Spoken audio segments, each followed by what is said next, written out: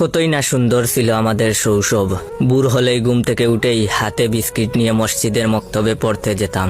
কে কার থেকে জুড়ে জুড়ে চিৎকার করে পড়তে পারে তা পরীক্ষা করতাম। তারপরে বাসায় যাওয়ার পর খাবার খেয়ে স্কুলে যাওয়ার পালা। মাঝে মধ্যে স্কুলে না যাওয়ার জন্য বাহানা খুঁজতাম।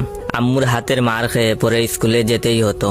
আম্মু স্কুলে যাওয়ার সময় 5 টাকা দিত। এই টাকা দিয়ে অনেক কিছু কিনে খাইতাম। এখন 5 টাকা দিয়ে একটা সিগারেটও পাওয়া যায় না। স্কুলে যাওয়ার পর চিল্লাচিল্লি মারামারি করা। স্যার যখন বলতেন অফিস থেকে বেতটা নিয়ে আসতে, তখন এক দৌড়ে অফিসে যাওয়া। পরে এই বেতের বাড়ি সর্বপ্রথম আমার উপরেই পড়তো। টিফিনের টাইমে স্কুলের মাঠে ফুটবল ক্রিকেট খেলতাম। তারপরে আবার ক্লাস শুরু। 4টার সময় স্কুল ছুটি হতো।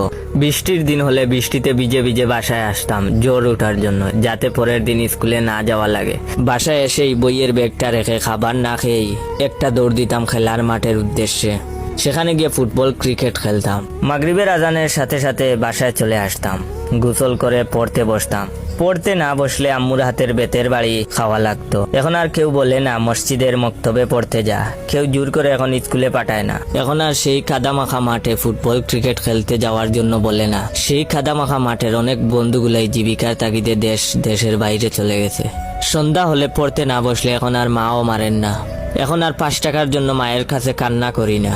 কিন্তু সেই সোনালী দিনগুলো এখন শুধু মিস করি।